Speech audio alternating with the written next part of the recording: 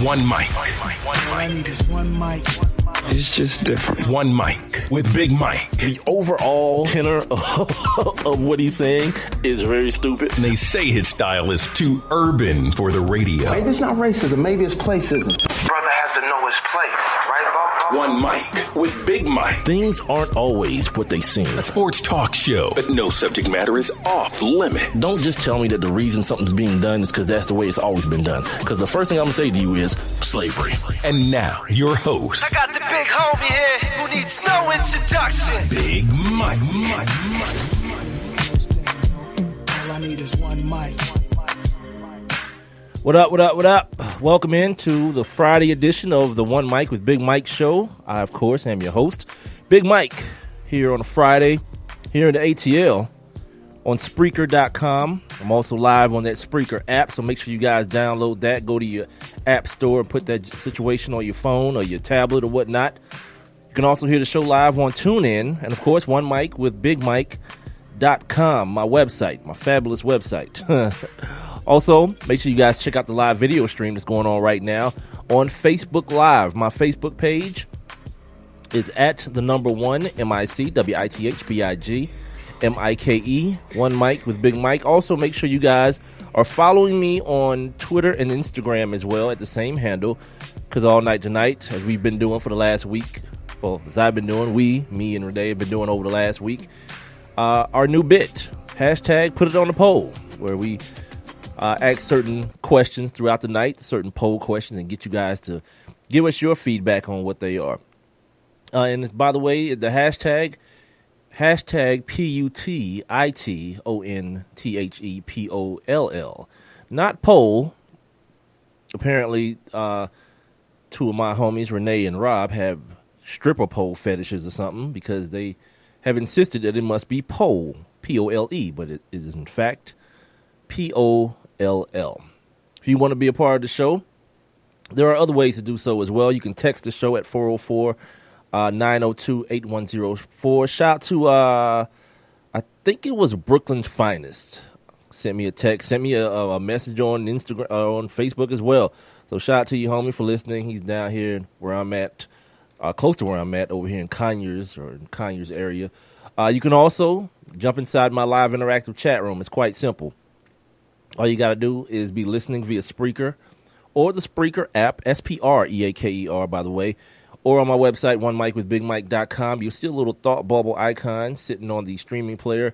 Just click that situation. It'll get you straight into the live interactive chat room. It allows you to conversate with me, join the conversation. You can conversate with other people in the chat room. You can do whatever you want to, ask questions, make comments, make criticisms.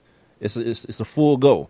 Or, I mentioned I'm streaming live video on the Facebook page right now. I am. You can also leave comments below that situation as well. You can answer the questions that I'm asking throughout the night there as well, to get yourself to be a part of the show. Look, before we go any further, real quick, before we go any further, I was made aware a few minutes ago that my former high school has taken the state championship. I don't even, this is how terrible it is with me. I'm not really that dude. Like, when I asked what happened, the homie, Rob Calloway, who's, by the way, his show airs tomorrow, the HBCU Report tomorrow on Spreaker, tomorrow morning at 8 a.m. When I asked, he was like, y'all won the state. And I'm like, y'all, like, I don't, yeah, them kids did that, man. I ain't played not now one down. I didn't coach not now one drill. But shout out to them, Cedar Grove High School here in Ellenwood, Georgia, the Saints, as it would be. Took home whatever division that they're in now. I'm not sure. I ain't been in high school in 20 years, man. You know what? I hope Renee's listening to this, because we need to put this on the poll. Is it okay to go with the we and the us type of situation when you graduated from, when your high school accomplishes, when your former high school accomplished something and you've been out of school for like 20 years? Is it still okay to do the whole we and us thing? Find a way to word that, Renee. Hashtag Put It on the Poll at One Mic with Big Mike. That'll be the first one today, because I don't really feel that connection. You know what I mean? Because, I went to college too, and I don't do that with my college either. So, anyway, congratulations to those young men over there. I know the type of work it takes to accomplish something like that. well, I know the type of work it takes to fall short of things like that. I don't have any championships in my football playing career. So I can only assume that it's a lot harder work to accomplish the ultimate goal at any level, which is to win the championship. So shout out to the 2016-17 version of the Cedar Grove Saints down here in Ellenwood, Georgia. Okay, so let's start setting up the show here. Tonight, of course, no guest tonight. Well, not of course, but we don't have any guests tonight. So on this day, my feature, my every show feature that I do that kind of allows me to go back in time and give you guys some historical tidbits on the world of sports and tell you guys about some things that have happened on this particular day in history. I do that at the bottom of the hour, 7:30 if you're listening live, at around the 30-minute mark if you're listening to the podcast. Speaking of the podcast, the shows are all available on demand. Spreaker, the app, TuneIn, OneMic.com, iTunes, iHeartRadio, as well as on Stitcher, Google Play Music, and YouTube. You can get the video and the audio version on YouTube. Just make sure, man, you guys subscribe and share and all those other things that you can do. Follow me on whatever application allows you to follow, all those type things. Just do that stuff, as well as, tell a friend to tell a friend to tell a friend. So also, the other thing I want to talk about today, we got to talk about the NFL. Playoff pictures starting to form or has formed now. We're going to talk about, some movement that may be going on. What's going on right now? Of course, we had Thursday Night Football yesterday. For a Thursday night game, it was what it was. It wasn't really good football, but it was competitive. So we'll get into that.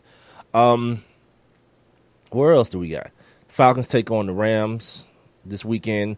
Winnable game, but it's one of those Falcons type games, and people from Atlanta know what I'm talking about. It's one of those games that if the Falcons lost, you wouldn't really be like, oh man, how the hell they lose that game? Because that happens to be one of the things that the Falcons do. Got a couple other NFL news and notes type things as well.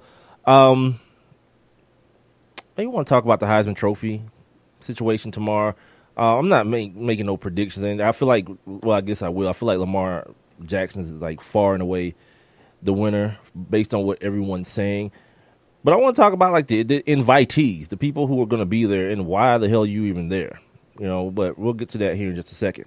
Some of the big headlines from the day I already mentioned: the Chiefs beat the Raiders 21-13 in Thursday Night Football. The Hawks, local headline, they end their losing streak the other night against the Heat. That Heat squad is so awful. Man, Hassan Whiteside is like, he's starting to figure out the same thing that Dwight Howard. I don't know if Dwight Howard still figured it out, but the game has passed you by. As like a big man, if you don't have no small man skills, yeah, you kind of you limited. You know what I mean? Like when your team needs a bucket, sorry. What you going to do? I saw Hassan Whiteside take like 2 charges the other night down the stretch because he's trying to handle the basketball because he plays a dependent position. People have to get him the ball. It's about ball handlers, man, and wing people. If you you can holler and scream about, oh, the big man still rim protector. I'm good. You see what's going on in Golden State now, the team that you thought didn't have anymore. Festus Ezeli is gone. Andrew Bogut. All right. All right. Sweet. The Cavs, oh my God. The Cavs pushed it all the way in against the Knicks the other night to the point them cats is out there playing the water bottle challenge on the court during the game. Come on, man. And I think I heard somebody talk about it being disrespectful. Yeah, it probably was disrespect, but you disrespect yourself when you don't compete in basketball. I'm going to assume the Cavs would have preferred to have a better game, a more competitive game, so they could stay sharp. But the Knicks decided to give them whatever that was the other night. So, yeah, the Cats is out there, playing the water what is it, the water bottle challenge? All right, that's sweet. A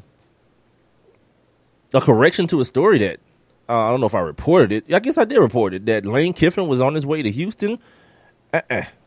Major Applewhite, Major Applewhite at Texas, right? Former Texas quarterback is now the new head coach, formerly the offensive coordinator at the University of Houston under Tom Herman. He's now been promoted to the head coach, and for whatever reason, Lane Kiffin once again Always the great bridesmaid, but never the bride.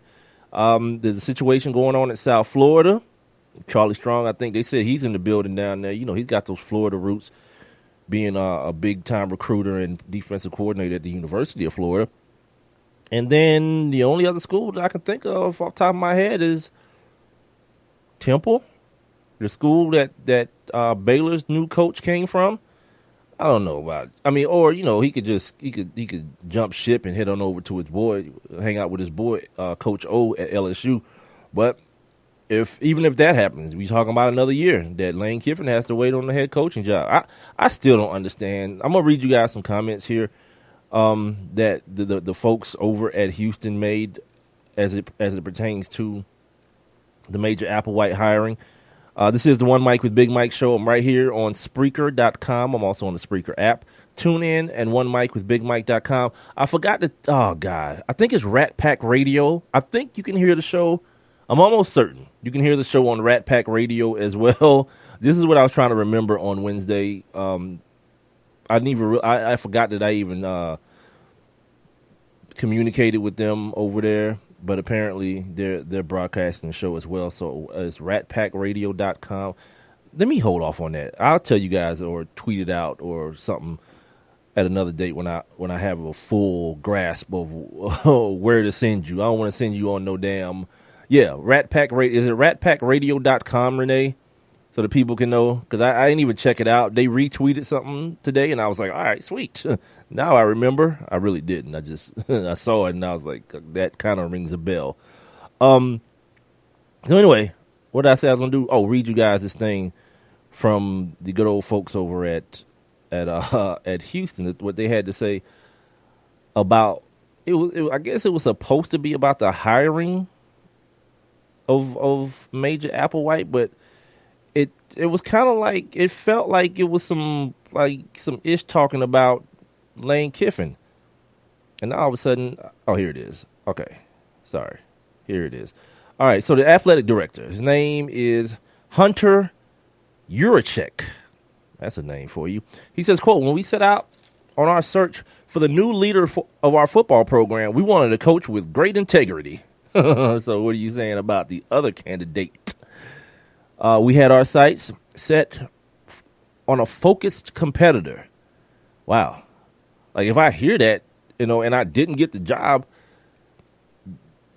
okay, that's telling me that you're saying that I don't have great integrity and that I'm not a focused competitor. I may be reading into it a little bit too much, but I don't know who else was up for the gig. I think their defensive coordinator last year, well, he's still a defensive coordinator, was scheduled to coach the team in the bowl game. That's not going to happen anymore because, of course, the offensive coordinator is still there, and he's the head coach now. But I don't know that anybody else was in the running for this Houston gig outside of Lane Kiffin, and I didn't even realize Major Applewhite was there. I heard him say, I read that he said earlier in the process that he wasn't going anywhere, that he wasn't taking no other job or whatnot. So it's just weird to me. You know, it's just weird. I don't know what the whole deal is with the Lane Kiffin situation, only because, I don't know, it's about winning ball games. And I always look around and like kind of compare situations. Like my man Will Muschamp got a gig, and Bobby Petrino is coaching again. And I don't think Lane was immature. I don't know the exact limitations or the exact extent, I guess I should say, of his indiscretions, but damn. It's like he's like napalm, man. Nobody don't want to touch him. Tomorrow, after the Heisman Trophy presentation, I'm going to check out Catholics and Convicts. This is the third 30 for 30 done on the University of Miami, kind of taking place in the 90s and 80s, those U teams. Right around my era. That's when we loved football in the hood, man. When dudes was like scoring touchdowns and going wild, taking helmets off, and just had Soul Train lines going. A lot of people don't realize that the stuff that we see now at the NFL level, with all the unsportsmanlike stuff that's going on, that was rooted in a lot of the things that happened with like schools like the University of Miami and Florida State Like them cats, yeah, they nutted up when they scored a touchdown. When they did anything, them cats nutted up. So that's where a lot of this unsportsmanlike stuff came from, and now no one can do anything on a football field after a score or to celebrate something. I want to give you guys an update. Yeah, I can do it now. On the, I put Joe McKnight for whatever reason on my sheet here, but it's not really Joe McKnight. It's the Will Smith situation. Another day of testimony yesterday, and I'm sure they had more today. Just nothing came out news wise about it. But yesterday, his homie Kevin O'Neal took the stand. There's a video on my Instagram at One Mic with Big Mike. This dude, I think he's on the courthouse steps, and he's talking about some real stuff, man. That he's actually breaking down the differences in how the Joe McKnight case was handled and the Will Smith case was handled. And it's some real, thought-provoking stuff that he's saying. So anyway, he got on the stand today. He was on the stand today for like 4 or 5 hours, man, telling what he saw, giving his rendition of what happened. And the major takeaway, I guess, to come out of today's testimony, they were asking my man about Will Smith's son, who turns 8, or the prosecutor mentioned Will Smith's son not being able to talk to him anymore, and Cardell Jones, what is his name? Cardell, me and these damn names. Cardell Hayes' son, even if his dad is in jail, still being able to talk to him. And I'm like, all right, I mean, I see your point in that. I mean, I think what needs to happen, if I'm thinking about it, we need to get away from the subject of my man being dead. Like that's established already. He's dead. I think the purpose of the trial is to figure out, did he die? Did Cardell Hayes kill him protecting himself? But anyway, this dude looks up at, when he asked him, when he mentions the kids, homeboy, his buddy Kevin O'Neal looks up and looks at Will Smith's wife and asks, did her husband bring about his own demise? Yeah, that's real stuff. You know what I mean? And they talk about how, like, she broke out crying and some other people broke out crying in the courtroom when he said that. And he said, I'm just asking. He attacked this man. This is a quote. I'm just asking. He attacked this man from the beginning to the end of the situation. At no point in time did I ever see this man, he keeps saying this man, talking about his homie, this man irate or aggressive with anyone out there. At no point in time, my God's honest truth, did I ever see Hayes get angry.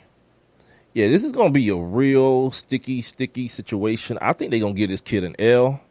This kid, Cardell, I think he's going to get an L for this, man. Not a loss. I mean, a life sentence for this joint, man. They had some other witnesses, some, I guess, independent witnesses, some people who ain't have, a dog in either fight. They testified that Smith and a passenger, Richard Hernandez, were both acting aggressively. You heard me mention on Wednesday that my man, like his man was out the car with his shirt off, hollering out all kind of crazy stuff. The witnesses said that they heard him say, quote, I'm going to effing kill you, followed by a racial slur directed towards either O'Neal or Hayes.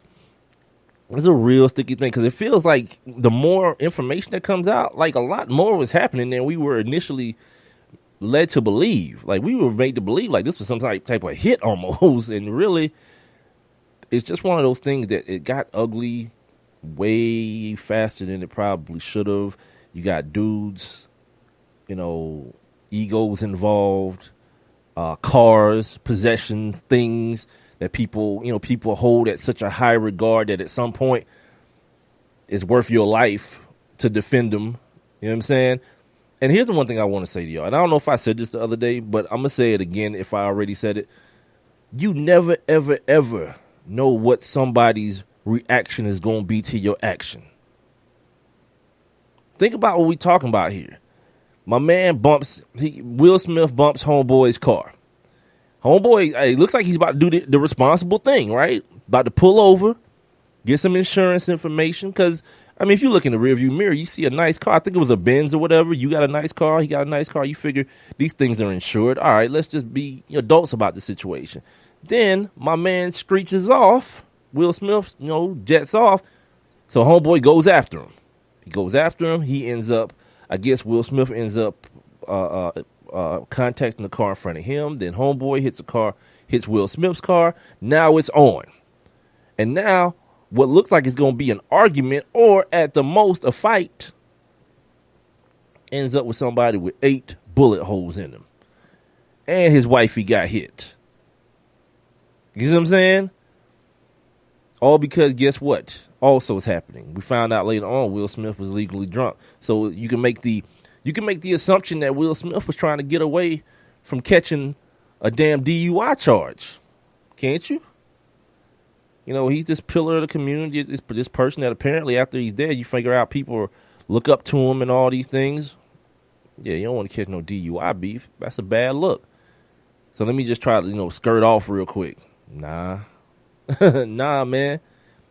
You thought it was going to be something else. Your man's all out the car with his shirt off and people's going crazy. And the other part that came out today, like Homeboy's wife is holding him back. And apparently he mushed her in the face so he can get back into the action. Will Smith's old lady's trying to hold him back. It felt like it was a big, big brouhaha. Now this dude gone. His son ain't got no dad no more. Over what? Really? At the end of the day, over what? You know what I'm saying? This other cat, I still contend that they gonna catch him up on this, man. We don't really know what the situation is, but he gonna probably catch an L on this, man. Look at that dude. This America. Look at him, and tell me you don't see a jury looking at him like, yeah, yeah, sentenced guilty, Your Honor. Regardless if he did it, regardless if he killed this dude out of malice or not. He never met this dude before that day. You know what I'm saying? A chance encounter costs 2 people their lives and affects the lives of so many more. It's crazy, man. It's crazy. Also, they had some experts testify, whatever, about where the gunshots came from, and they're trying to piece together this situation. Some accident expert is trying to say where people were positioned. He takes the information because they got these new cars with the computers on them, so how the impact came. And he's trying to say that Cardell Jones. Well, he's saying that Cardell Jones plays quarterback for the Buffalo Bills. Sorry, Cardell Hayes didn't press the brake or the gas in a reasonable amount of time to stop, and Will Smith's brake lights was on for 4 seconds, and his homie, the witness is saying they was trying to call 911 to tell him about a hit and run incident. Yeah, it's gonna be tough, man. You know what I mean? My man's attorney already hollered out for a mistrial. The judge was like, nice try, keep it moving. By 2 weeks from now, man, probably in the next week, maybe. I think this thing is going by crazy fast, man. So by the end of next week, we might end up having something. I don't know. God. So anyway, those are the big headlines from today. Here's what I want to talk to you guys about today, though. It came to me today watching one of my favorite shows, Outside the Lines, and I was like, yeah, today is a perfect day to talk about stuff like that. We got the Heisman Trophy coming up tomorrow. Lamar Jackson, Deshaun Watson, D.D. Westbrook is going to be up in there. Jabril Peppers, Baker Mayfield. And no, I didn't leave the white boy for last on purpose. It just came to me in that order. I'm not looking at anything. I'm just off the dome with it. But who cares if I did or I didn't, right? Yeah, they're gonna be in New York tomorrow, and essentially there's only 2 players that have a chance to win this. Of course, we all know Lamar Jackson. Just saw Lamar Odom on television. Lamar Jackson is the heavy favorite, the front runner. Deshaun Watson came on late, had a nice nice ACC championship game while Lamar Jackson was fading down the stretch. Didn't have a chance to play in a championship game. But, he was the most electrifying player all year, and no one really challenged it. Okay, Renee, stop hoping for things. It doesn't work. I hope Peppers gets it. Much as I love the fact that Jabril Peppers is the football player that he is, he's done nothing to deserve a Heisman Trophy this year. Nothing. I mean, like the chance that you had, that chance being making an impact against Ohio State, nada. Defensively, on offense, or in the special team game, in the return game. Nothing. You know what I mean? And now it's time to move on. And by the way, we're about to get into that in a minute. This is the last show until the week after next. Next week will be, a best of type situation. Maybe one or two of those. I'm not sure how many I'm going to have a chance to put in. But, what was I saying? Oh, about Jabril Peppers. Yeah, this is going to be it's one of those situations where we're going to start talking about the draft. My man Alex Kaftoff, I got to reach out to him so we can start talking about the draft because I'm not sure what to make of Jabril Peppers. Jabril Peppers is going to be one of those dudes that's going to have to show up at the combine and prove he is what he is. I mean, I know he's a football player. He's a hell of a damn football player. But what's his position? Is he a safety? He's small. He's going to play a linebacker in the league? Probably not. Is he fast enough to be a safety? He's physical enough. What about corner? Could Jabril Peppers be possibly a slot corner? We're going to have to figure that out for him because, where it's where we can get enamored with how many things a player can do in college, it may end up hurting him when it's time to transition to the next league, to the next level, I should say. Renee's still in here talking about, it's my opinion on Jabril Peppers. Look, I know it's my opinion, but it's a solid one. It's based on some good information. Like, Jabril Peppers don't have a chance. Like, Jabril Peppers is probably going to finish last in the Heisman. As far as the five that are there, either him or Dede Westbrook. I think Baker Mayfield came on late. I still don't think he got a chance in hell either. Like, the only chance we got for an upset is Deshaun Watson. I'm not going to watch. I haven't watched a Heisman Trophy ceremony probably, years. Like maybe decades now that I think about it. I can't remember one outside of like when Randy Moss and Peyton Manning and Charles Woodson was up there. That was like 20 years ago. Yeah, because all I do now is just wait till they announce it. No, I don't care. I don't care about all the other stuff, the highlights. I watch enough football and college football this season that I saw all the highlights that they're going to show me on Saturday. I'll probably catch the last couple of minutes, leading up until the 30 for 30, but that's really it. So yeah, as we move into this break here, this first break of the show, they're giving out the Heisman Trophy tomorrow. A lot of people are there. A couple of kids are there that, they're just there for the experience, which I think is ridiculous. Like, if you can't win, don't go. I'm not saying they should not go, but why invite them? So you can fill out the first couple of seats in the front row. There's no suspense.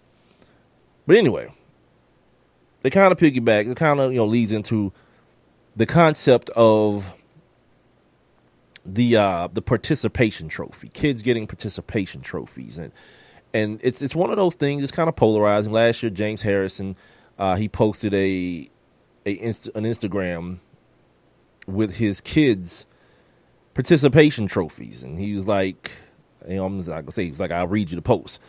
The post says, I came home to find out that my boys received 2 trophies for nothing, participation trophies. While I am very proud of my boys for everything they do and will encourage them till the day I die, these trophies will be given back until they earn, capital letters, earn a real trophy.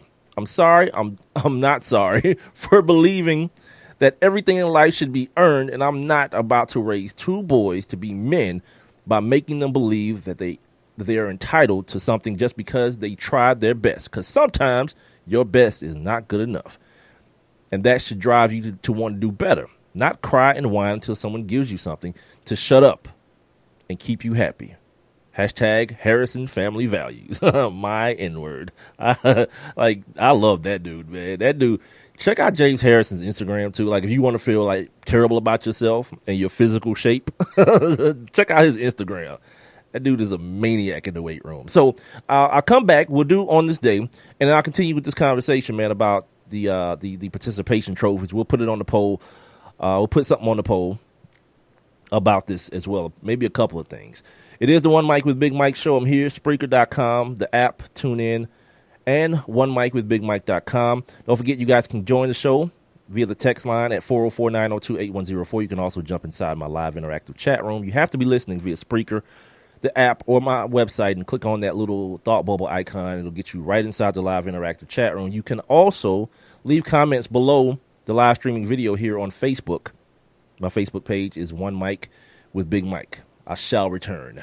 I have one question for you. Do you or someone you know run a business that could benefit from additional exposure? The One Mic with Big Mike show is currently taking on new sponsors and advertisers. One Mic with Big Mike is currently syndicated across 8 different online platforms, and your company's name could be heard and seen across all 8 as well. Let's get to work. Please send all inquiries to Mike at OneMicWithBigMike.com. Thank you for listening. Thank you for your continued support. All I need is one mic. When is the best time to talk to your family about staying in touch during a disaster? When floodwaters reach your door? When wildfires are engulfing the edge of your neighborhood? Or an earthquake is destroying buildings? When a tornado is tearing through town? Or a hurricane strikes? Or is the best time perhaps today? During a disaster, you may not be able to stay in touch with your family or friends as easily as you think. And it's not always as simple as using your cell phone. That's why now is the time to take action. Go to ready.gov/communicate and make your emergency plan today. Don't wait. Communicate. Brought to you by FEMA and the Ad Council.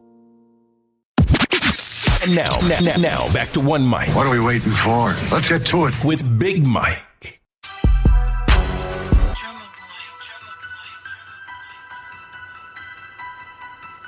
Welcome back to the Friday edition of the One Mic with Big Mike show. It's about to be cold as hell here in Atlanta over the weekend. Track. I'm here, Spreaker.com. Every Monday, Wednesday, and Friday, starting at 7 o'clock. We're off next week. We'll be back for a couple of shows probably on the week of Xmas, Christmas. You can also hear the show live on the Spreaker app. Download that for all your mobile devices. If you got the TuneIn app, I'm there as well. And of course, on my website, OneMicWithBigMike.com, the show can be heard on demand.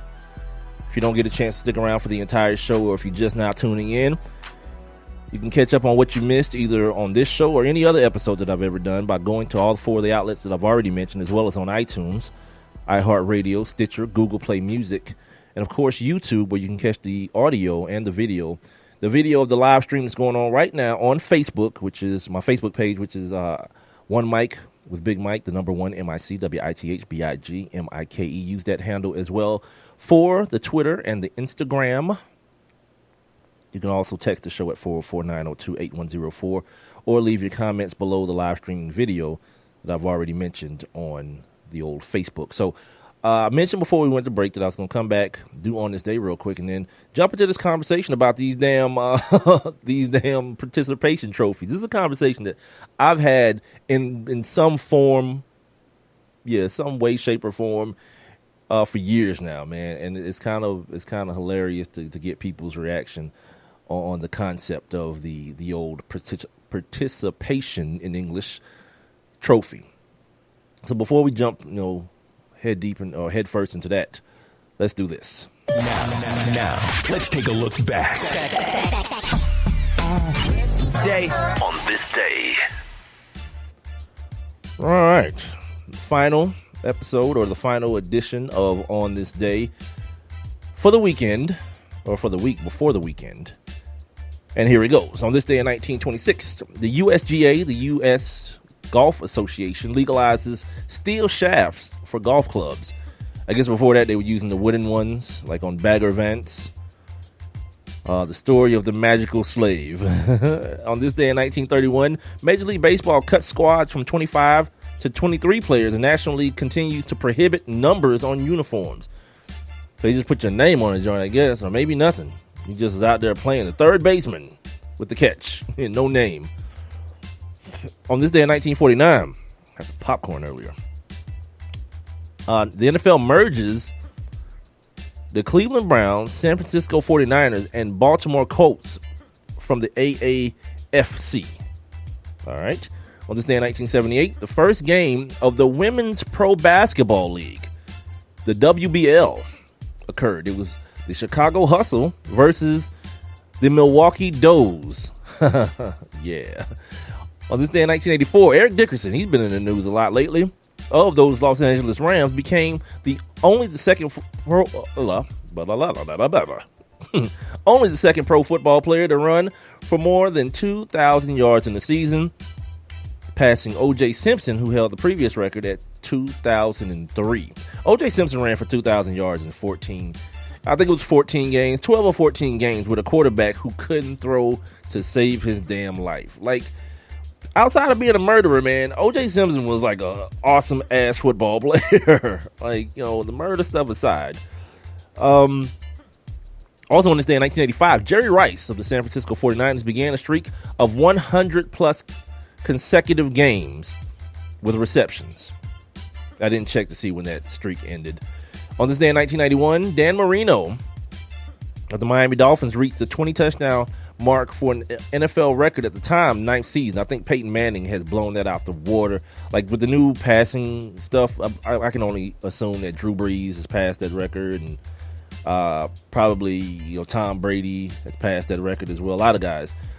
On this day in 1992, oh, here's a good one. You guys remember Marge Schott, the old bag who used to own the Cincinnati Reds? She apologized for her racist remarks. Ain't that special? The old lady, she apologized. Y'all want to know what she said? I'm sure you do. This is the final on this day of the week. So let's talk about Marge Schott real quick. Let's talk about what she said. Well, what her racist comments. What are the racist comments that she would have apologized for? This is like 1992. So it wasn't as really as hypersensitive as it is now. So let's see what she could have said there would have elicited an apology. Oh, here's one. She referred to Eric Davis and like Barry Larkin and those boys as her $1 million N-words. And she didn't say N-word either. She said the actual word. She had an unwritten policy for not hiring blacks. She would never hire, she said, quote, I guess this was before like a conference call, like when you're waiting on the conference call to happen and everybody just sitting around doing nothing. Well, the Oakland Athletics GM, I guess, heard her say she'd never hire another N-word. I'd rather have a trained monkey working for me than an N-word. I don't know if apology is going to help this one. But here's the thing, though. She's an equal opportunity racist as well. These sneaky GD Jews are all alike was one of her famous quotes. She also didn't understand that the epithet, she didn't understand how the epithet Jap, for Japanese people could be offensive. Yeah, I feel you, broad. She didn't want her players wearing earrings. You know why? Because again, you got to spread the hate around. Only fruits wear earrings. I've never heard that before as a reference to gay people, but I'm assuming that's who she's talking about based on what we're talking about and the actual what are they called? The inference. Only fruits wear earrings. And finally, again, she spread the love around, or the hate, however you want to call it. Adolf Hitler. Her opinion on him was, quote, he was good in the beginning. He just went too far. Yes, indeed, he did. Just a little bit too far. Like what part was too? Like the ovens? That's the part that was too far. The concentration camps. Where are we at now with that? Marge Schott, ladies and gentlemen. Marge Schott. This is the One Mic with Big Mike show. That was like a little bonus on the back end of this final on this day for the week. Oh, what a bonus, boy! She'd rather hire trained monkeys than an N-word. Nicely done. Nicely. I've even heard, though. I've heard like Eric Davis and those dudes and Barry Larkin defend her and say she wasn't a racist. I don't know how. but they did. I've heard, like, I think they did a 30 for 30 on her maybe. And I saw these dudes like, nah, sweet old lady. All right, dude. Look at those old photos of the dude hanging from a tree. She's probably one of them little ladies that's sitting around there cheering and smiling. She wasn't racist. N-word, please. So anyway, let's have a conversation. Parents, you guys know any parents? Let them listen to this, because I want to know.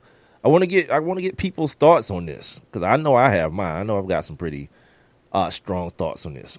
And the precipice, let's call it the precipice for this conversation, is last night the Louisville women's team lost. They lost to the team that the coach used to coach for, and he was kind of pissed off about it. And he let his festivity bleed over into the post-game press conference. His name is Jeff Waltz. So before I get into this whole thing, I've already read you guys what James Harrison did with his boys' participation trophies. And by the way, this is what the trophies say on them, too. I didn't even mention this. The trophies say the 2015 Best of the Batch, Next Level Athletics, Student Athlete Award. That's not cool. Isn't it? Because you're not the best of the best. If it's a participation, they're nice trophies. I'm looking at them right now on James Harrison's Instagram. But you're not the best. If it's just for participation, that's in and of itself a mixed message. That's like that old, that false self-worth type thing. So anyway, here's Jeff Waltz, the coach of the ladies team, the ladies basketball team, the women's basketball team at Louisville. Right now, the generation of kids that are coming through, everybody gets a damn trophy. Okay, you finish last, you come home with a trophy. You kidding me? I mean, what's that teaching kids? It's okay to lose, and unfortunately, it's our society. Everybody thinks they should get a job. Everybody thinks they should get a good job. No, that's not the way it works. But unfortunately, that's what we are preparing for. Because you finish fifth, you walk home with this nice trophy, parents are all excited. No. I mean, not to be too blunt, but you're a loser. Like, we're losers. We got beat. So you lost. There is no trophy for us. But unfortunately, the way these kids are brought up today, there is a trophy. Because nobody wants anybody to have hard feelings. Nobody wants to get their feelings hurt. My man. Well, unfortunately, in the real world, I'm not sure how it is with your all's jobs. But with mine, if you lose enough, you get fired. Boom. Drops mic, walks off. He didn't drop the mic, but yeah, he should have. That would have probably just put the cherry on the sundae. So look, you know what, Renee? Let's put it on the poll. Before I even start the conversation, let's put it on the poll. Participation trophies. Are they A, bad for kids, B, good for kids, or C, make no difference at all? Hashtag put it on the poll at One Mic with Big Mike, brought to us by sportsnewsandbrews.com. You go there for your sports, you go there for your news, and you go there for your information on your brews. Craft beers, like Rob's like that dude on Atlanta. The dude was like, I'm a black man stuck in a white man's body. What craft beer do you have on tap? That's Rob. Rob said he can find me a beer, because I'm not that guy. I'm not a beer drinker. I've never liked beer. When I did drink it, it was just to get like grossly intoxicated. I would drink it as fast as I can because of the taste. I never liked liquor, man. I used to get drunk in college and all, in high school, but not because it was a good taste to me. Like, oh, I love brandy. Nope, I don't. So anyway, the participation trophy situation. A lot of people describe it, the phenomenon as the sissification of America. I've heard it called that. There was actually an HBO Real Sports piece called The Sissification of America. I don't know how many of you guys knew this. The trophy industry is a $3 billion, with a B, with a capital B, $1 billion industry. Come on, son. Like, for real, man? Like, nah, man. I'm really not about that life. And people say things like this because, at a certain age, it's not about winning or losing. Well, you know what you do at those ages? Like, if a kid's 5 years old and playing whatever, t-ball or football or whatever, don't keep score.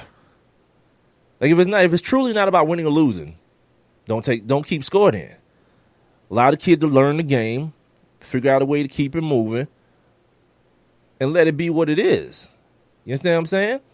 But like if you at the age where it's about score and winning and losing, and you're having championship games and all that, you damn right it's about winning and losing.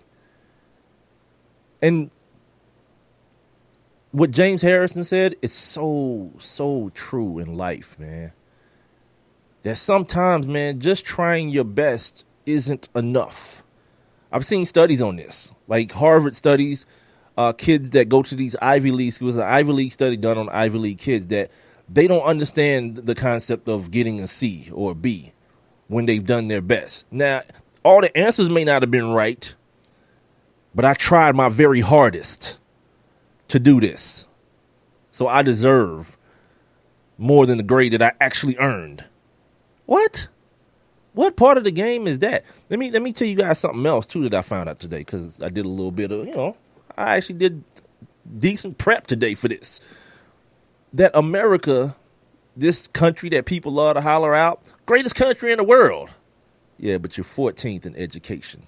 I think you one slot behind. I think America's one slot behind Russia.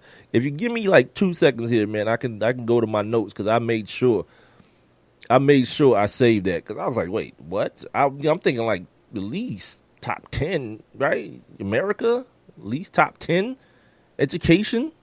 Yeah, as much money as we keep taking away from it, like we got the like they got the world on lock. Like, I don't need to put all that money in education. It's good. Education in America is straight. No, it's not. It's not at all. Man, I wish I could find that damn. Here it is. So I'm going to read you guys who are in the top 10. Denmark. Excuse me. I'm sorry. Denmark's number 11. Poland is 10. Ireland. The Netherlands. Canada. Yeah, they right above us and looking down on us both physically and, I guess metaphorically on this list. The UK. Finland. The Chinaman. Can you not say that? My man used to tell me that you can't say that, but I heard Eddie Wong on TV say, yeah, that's what I am. I'm a Chinaman. Anyway, people too damn, caught up in stuff anyway. But anyway, Hong Kong. Is Singapore in China? Singapore is number 3. Japan is number 2. And South Korea is number 1 in education in the world. This is as of 2015, 2016. Yeah. And if you want to start looking at reasons why that may be, because everybody's kid is the greatest. Like, just think about what teachers have to go through. For all my folks out there that's teachers or whatever, I understand why teachers is afraid to tell people their kid is a dumbass. Because don't nobody want to believe you. Even though they know it to be true, if somebody else recognizes it, there's a problem. Nah, man, if your kid dumb, get him some damn help or get her some damn help. Don't be in denial about it and keep telling little Johnny or little Jane how great he or she is. They not. You know what I mean? They need extra credit, tutorial, whatever. But we live in this country. What was I listening to one day where they said, this is the country of, it was Bill Maher.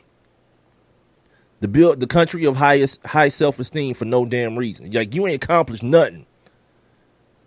But your self-esteem is through the roof. Like, it comes to me like those things should come from something. You know what I mean? If you're like high self-esteem and low self-esteem, blaming that on other people is ridiculous to me as well. Accomplish something or don't. That's up to you. But don't be the person to act like you deserve the same things as someone who has accomplished something just because you're a human being. And apparently we're all equal. That's not true either. We're not all, like, everybody's life is not equal to the, like, for example, if President Obama gets shot at the same exact day, time to the second that I get shot, you know who's going to matter to? You know who people going to care more about? Yeah, that guy. That's just reality. That's the honest truth of the world. Like, my people, my folks might, they might care a little bit, but that's kind of the extent of it. the prayers go down, it's a problem. Like, that's one of those things, and I didn't understand until I was watching this documentary about when Reagan got shot. And I was like, people are just like, people going crazy. This dude got shot like they knew him. Because it was a story about this basketball player during the Final Four. And during that time in the Final Four, they had to play like a consolation game, like a third place game. And like my man wasn't feeling it. And they was asking about the president being shot. He was like, he ain't no damn kin to me. And I was like, yeah, I get that. I totally get that about most people, that people fall all over. Prince died. Oh my God, I can't believe it. The wrestler China died. Oh my God. Like, I'm like, all right, okay, cool. I don't know how to handle that kind of stuff. And then the explanation they gave, because a lot of people have that reaction because they feel like if someone can get to the president, that the country as a whole isn't safe. I don't necessarily agree with that, but like I can kind of conceptualize that feeling. So my point is, yeah, everybody ain't the same. It may make you, I don't know how even it makes you feel good to feel that way, to be honest with you, like when it's not true. If that was the case, I mentioned it the other day, everybody in the NFL, you know what, they'd be getting paid the same amount. It'd be like a standard pay for everyone, not even just the NFL, in the world. But it's not, because some people are just better than other people. Some people are considered to be better than other people, and that's cool. You know, go ups and downs. I'm not Kobe Bryant. I'll never have a jump shot like Steph Curry or none of that stuff. You know what I can do? I turn on the TV and admire those dudes, or admire what they do, not necessarily them as dudes, but what they do. What up, Big L? I see you, homie. Big L's up in the chat room, man. You guys can join him in there if you like. I'm being heard right now on Spreaker, the Spreaker app, TuneIn, and One Mic with Big Mike. To be in the chat room, though, you have to be listening via Spreaker. Click on that little thought bubble icon. It'll get you right up in the joint. Or you can text the show at 404-902-8104. Or, of course, you can leave your comments below the streaming video here on Facebook, which is at the number 1 MICWITHBIG MIKE, or www.facebook.com/ same thing, One Mic with Big Mike. And don't forget, holler at me on Twitter. Put it on the poll at One Mic with Big Mike. You guys can go answer the poll. We got a couple up right now. As far as one about, your high school loyalty. Like, when can you stop saying us and we about your high school team when they accomplish something? The school I went to won the state championship today. And my man Rob Calloway was like, when I asked him what happened, he was like, y'all won the state. And I'm like, I didn't do anything. So when is it like acceptable to kind of just be like, you know what, they did that. Good for them. I mean, and not celebrate as though you just hit the lotto. The other poll question, put it on the hashtag, put it on the poll, POLL, by the way, at One Mic with Big Mike's, brought to us by sportsnewsandbrews.com. Participation trophies. That's what I'm talking about right now. Participation trophies. We want to know, are they A, bad for kids, B, good for kids, or do they just, you feel like they don't make a difference in the world as far as your kid is concerned? Talking about James Harrison saying that, sometimes your best isn't good enough. And then also, here's a question. What happened to rewarding, there's this concept when it comes to a participation trophy that you're rewarding effort as opposed to performance. I don't know if that's really a thing, though. You know what I mean? Like, effort is, like, I try to put forth effort in this show, right? And if it came down to the effort and the time that I put into doing my show, yeah, this thing would be, like, syndicated across all kind of craziness and have all kind of people fighting to be sponsors on the show, but they don't work like that. And there's people that I'm sure don't put in half the time and don't explore half the subjects and go off the beaten path half the time that I do, that do have those things. Sometimes things just work out in crazy ways, and your effort don't necessarily translate to any type of results, especially maybe not even initially, maybe not ever. I was reading something today. They was like Woody Allen said 80% of success is showing up. You can't, like, this is the dude who, think about it, like, when you start quoting people, understand who you quoting. There's a dude who either is or was married to him and his first wife's adopted daughter. It's like 30 years difference in them. He's been accused of sexual molestation of a 7-year-old in very, very graphic, detailed ways. And like, that's the dude you want me to take advice from? 80% of success is showing up. Like, how you come to that number, B? Like, how we arrive at not 78, not 81? How did we arrive at 80%? Like, people think just because a saying sounds cool, it's like, yeah, I'm going to shut the whole conversation down with this. Nah. Not with no damn Woody Allen quote, B. not with no damn pedophile quote, none of that. It's all good, man. You know what I mean? It is all good. I do have some information, some scientific backing to go with what I'm talking about. It's not just all my opinions as it relates to, what kind of effect the participation trophy thing has on your kids. Like, I don't know, dude.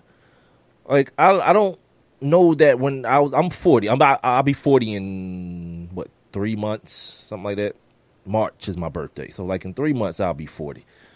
I can't recall getting a participation trophy, man. You know what I mean? I remember having those, like, awards. I remember getting, like, a most improved trophy in 5th grade, like, at the award ceremony. That's probably the closest thing, man.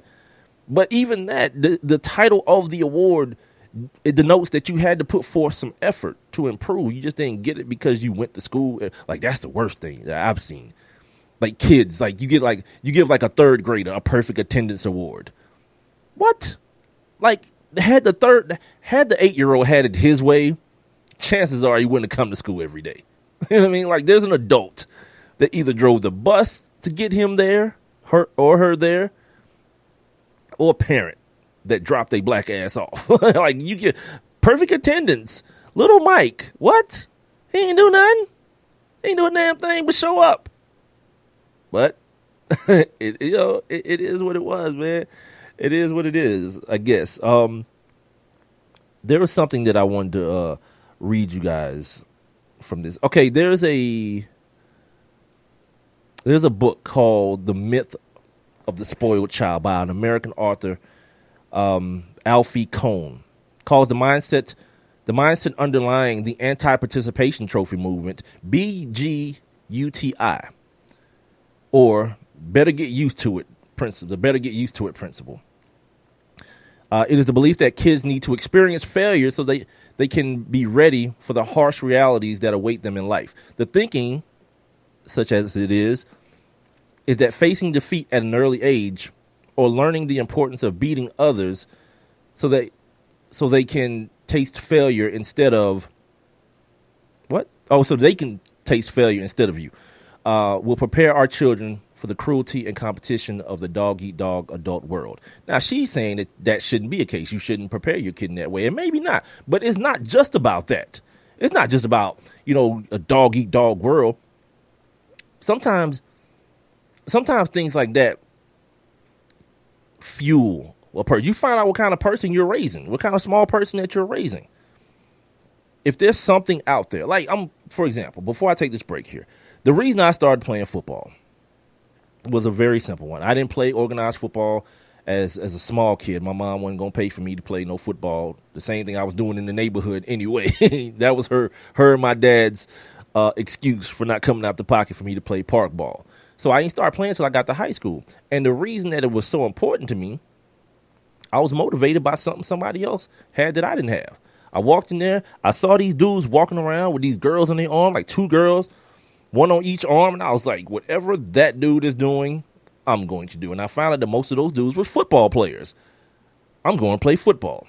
Got out there my first practice and broke my damn arm. First play of my first practice ever in organized football. Perfect time to quit, right? Nope. Nope. Couple weeks later, 6 weeks or whatever later, the cast came off. Guess where my dumb ass was at? Back playing football.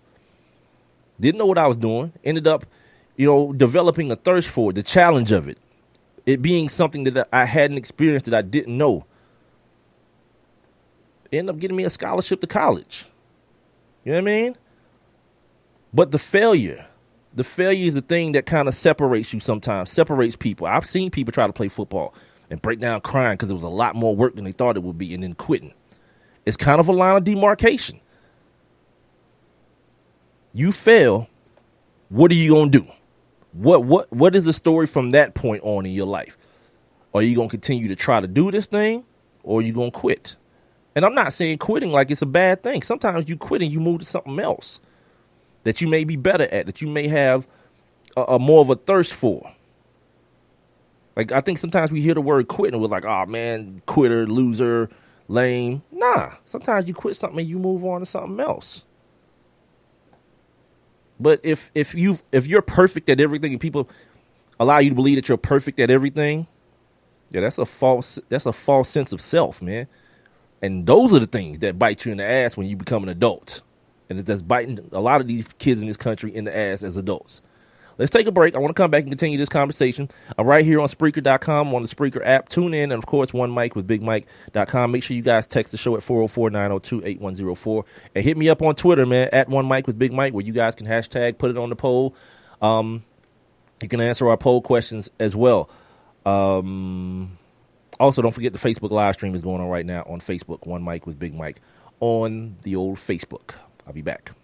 I have one question for you. Do you or someone you know run a business that could benefit from additional exposure? The One Mic with Big Mike show is currently taking on new sponsors and advertisers. One Mic with Big Mike is currently syndicated across 8 different online platforms, and your company's name could be heard and seen across all 8 as well. Let's get to work. Please send all inquiries to Mike at onemicwithbigmike.com. Thank you for listening. Thank you for your continued support. All I need is one mic.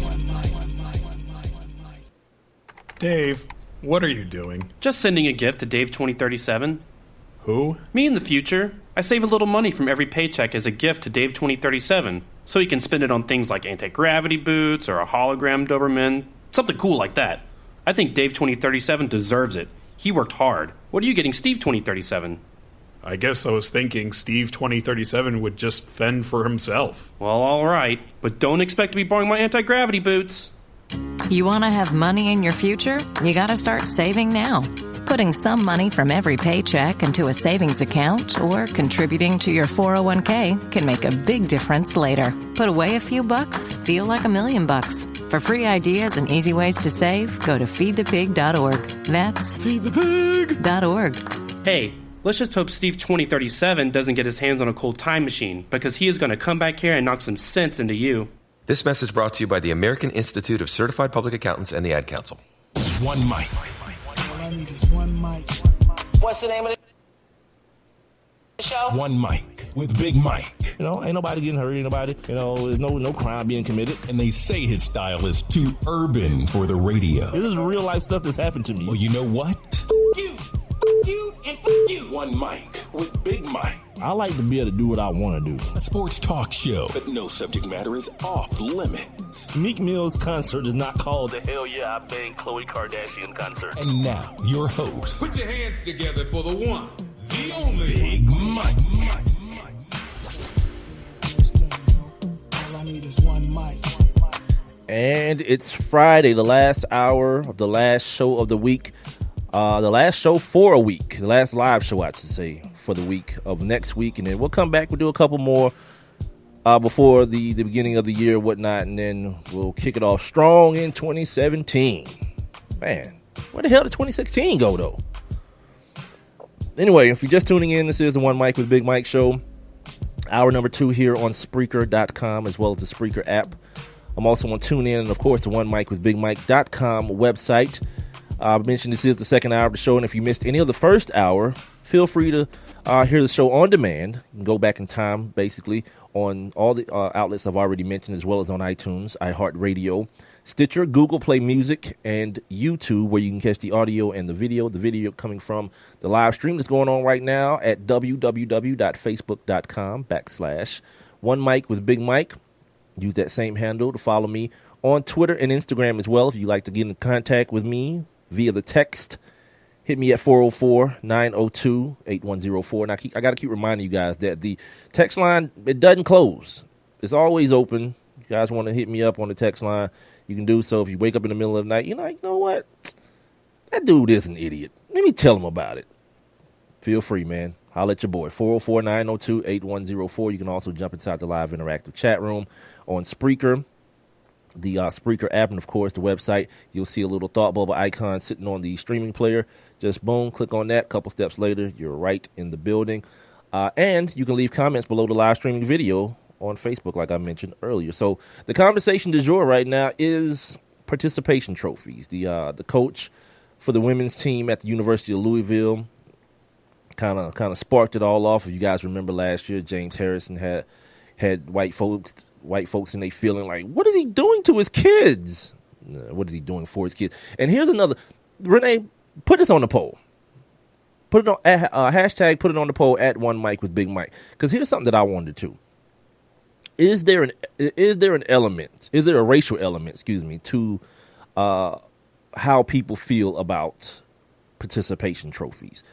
And I asked the question, and just yes or no would be the two options, of course. Yes or no? Is there a racial element to the way people feel about participation trophies? Because when you hear James Harrison speak, he says, "I'm raising 2 boys to be men." I hear these are 2 black men. They don't need to be in life thinking there's anything they're entitled to. You know what I mean? Like if you're Hunter, Hunter is white. Then Hunter's going to grow up as a white man in America. There are certain things, that feeling of entitlement, I think, comes with that classification. You look around go to Black Twitter or Black Facebook.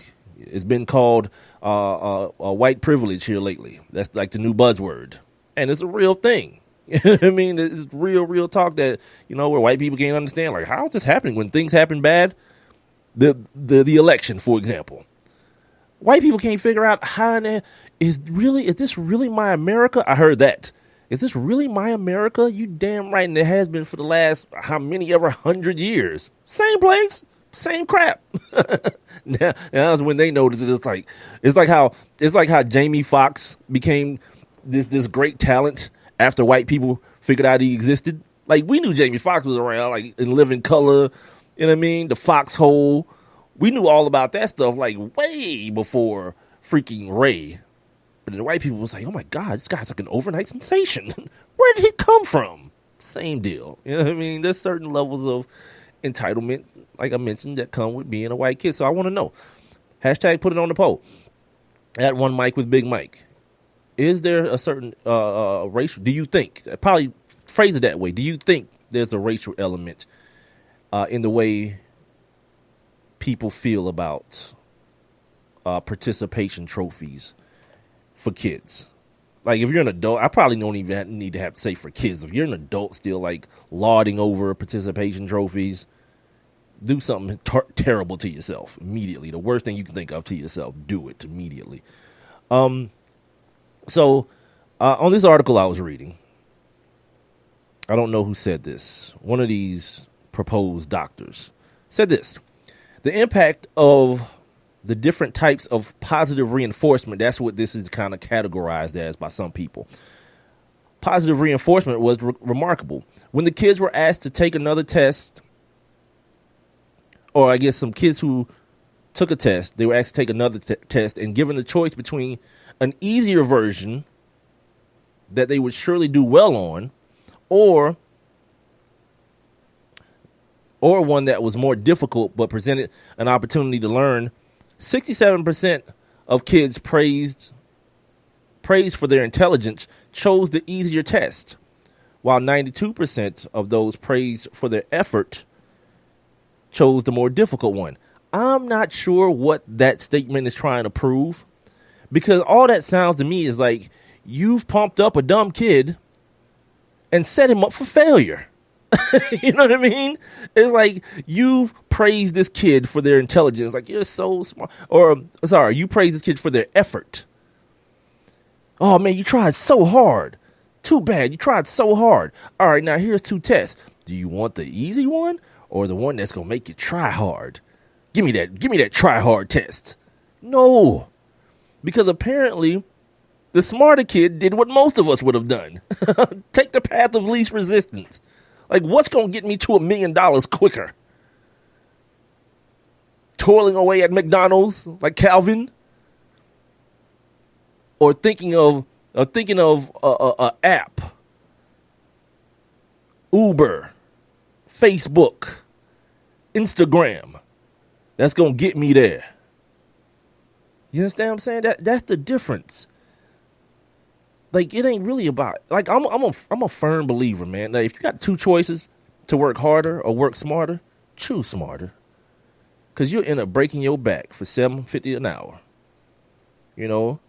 Anytime I hear, like, those stories, y'all ever see those stories? Like the old black man, some old black man worked for an airline for a fast food restaurant. That's what it was. He worked for like a fast food restaurant for like 50 years and never took a day off. That's ridiculous. You don't own that damn place. You already ain't getting but 2 weeks anyway if you getting that. Why? To be like, I slaved away for somebody else to get rich. I'm good. But see, you know who that is? Mm-hmm. That's the less intelligent kid that don't think that way. Like, I'm the kid that thinks this way, and I'm not even the most intelligent kid, but I'm the kid that thinks, you know what? If I'm going to be pissed off or if I'm going to be broke or be mad about being broke, I'm going to do those things doing my thing, the thing that has my name on it. I'm going to put the effort into my situation so that when I succeed, I succeed. When I fail, I fail. I can fix it if I fail. Like, I don't understand what the precipice is to that example. Like, look, when you overpraise a kid, you've heard me say it on this show plenty of times. Stop lying to kids. Stop lying to them. Because most of it, you know what most of that stuff comes from? It comes from the adult ego. Pumping kids up. You want your kid to get the participation trophy because little Johnny got one and little Johnny is like the best player on the team. So you got to have your kid have the same thing. No. If your kid want that, he should work harder. And if he works hard and doesn't get there, the truth gets recognized early in the game. That you weren't better than whoever, Jaquez. And then Jaquez ends up, at somebody's college on a football scholarship. And then he ends up in the league or whatever. And then, the proof comes out in the pudding. And that don't mean that the other kid can't become an engineer. That don't mean the other kid can't become a writer, an architect or something. Part of the problem, to be honest with you, I think is the emphasis that we as adults put on kids. I used to coach small kids. And when I was coaching, I had 7 and 8 year olds, and I purposely wanted those kids. I didn't want kids that were too young, to be able to, when kids are like young, 5 and 6 years old, all they doing is running around, and you just, mom and dad are out there on the field. Oh, my baby's so cute, and oh, that's so adorable. And when they get to like 9 and 10, at that point they've kind of developed certain habits. I wanted like those 7 and 8 year olds, and what you find out from watching and seeing guys who that's what they do, they coach kids and they coach for championships at kids level. They project upon kids this meaningless importance. And then, it becomes about the adult. Kids are resilient, man. Kids are resilient as hell. And if people decided they were going to have conversations, like real truthful conversations with their kid, you didn't get a trophy. You know why you didn't get it? Because I'm like reading James Harrison's Instagram. I have no doubt that there was a conversation that was had with his sons. Like, this is why these trophies going back, B. You want one? Put in the work. Let's go. If you want this bad enough, you'll be willing to work for it. And I think that's a lesson that's missing, especially in the black community, man. Playing the long game, patience. Having a plan, a plan of action. Like, if we're going to keep it real and we're going to keep it societal, look at the prison system. You know what I mean? Look at the prison system. Look how many black men are incarcerated. And a lot of them, you know why? Because it's got to be, because the buck that I make has to be the quick one. We can talk about systematic things till we blue in the face because they exist as to why, that mentality is there. I can't go to the bank and get no loan to start my small business. Half these dudes that's rapping right now, well, they rap about, slanging dope to get their insurance. I mean, not insurance, their studio time money. I don't know.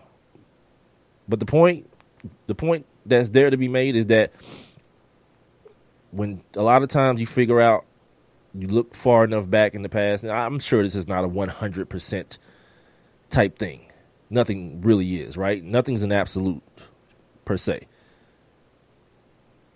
But as a kid, man, if someone's telling you that you're great at everything, the other thing that'll come from that is your lack of willingness to experiment or to try things that you might fail at.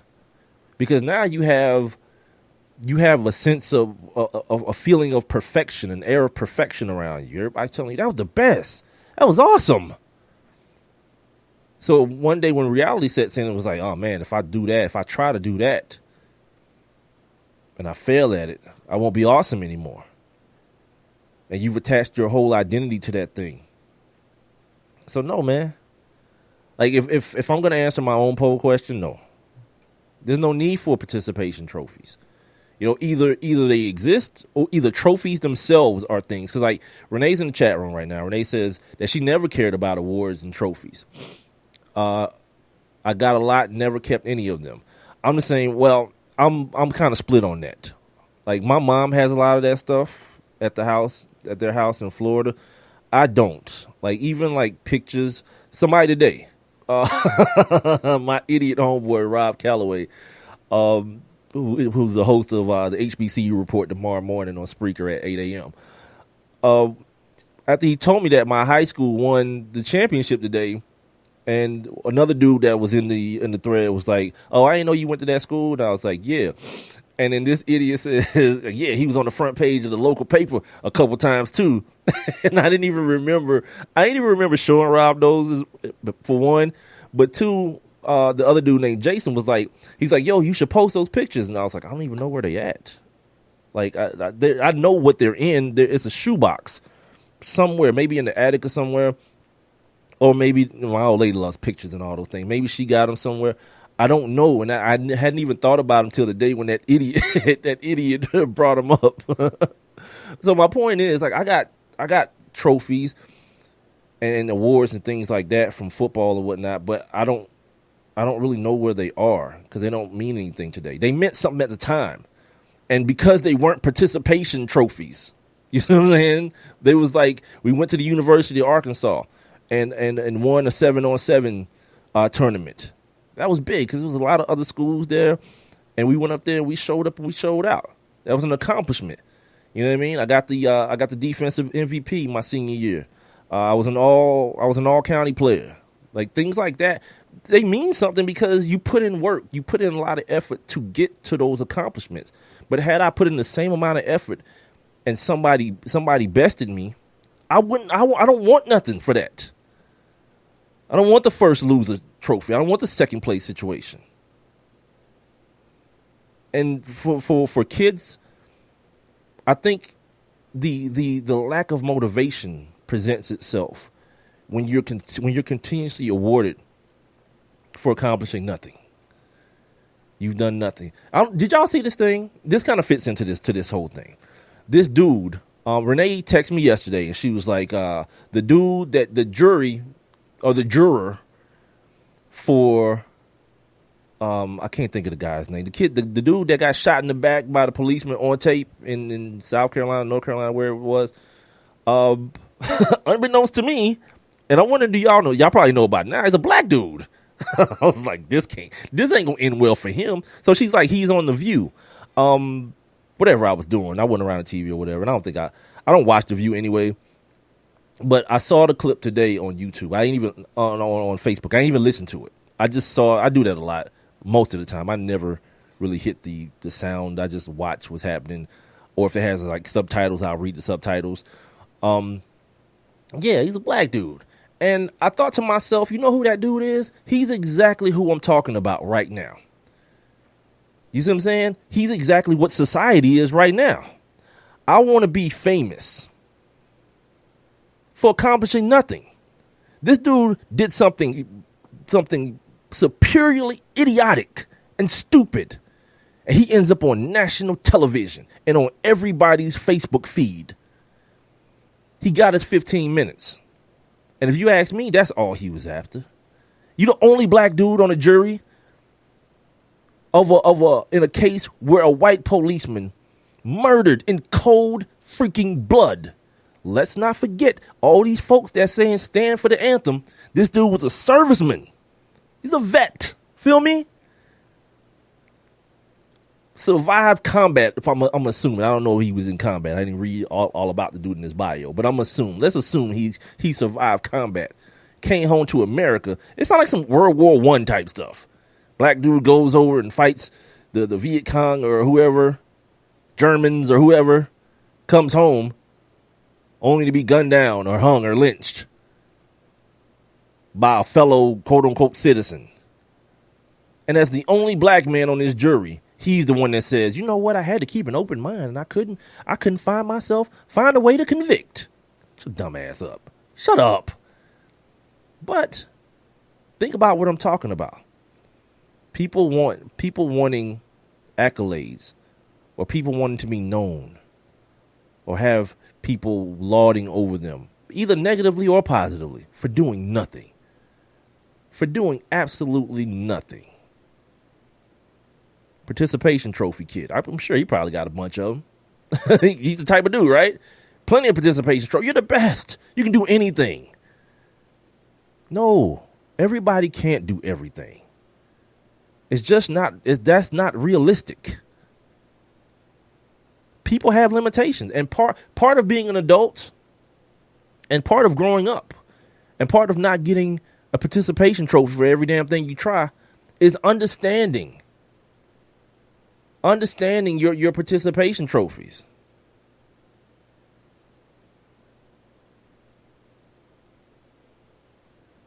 Wait, what? Am I wrong? He did not say that. It was another guy who couldn't find a reason to convict, not the foreman who was the one on the View who wanted to convict the guy. Oh, I'm sorry. See, I just went off on a tangent from that. This is why I need to follow my own rules and stop getting my stuff off Facebook. See, this is a perfect example of not doing the thing like my mom used to always say, doctor, heal thyself. I'm telling y'all, and I told Big L the other day, stop getting your information from Facebook, from social media. And here I go. Shame. Slap myself on the hand. Shame on me. Shame.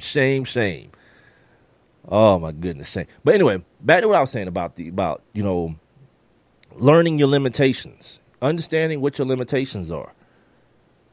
As far as these participation trophies go, that's a part of it. It's not necessarily, people think it's about success and failure. No, it's not about that. Because like in my business, right?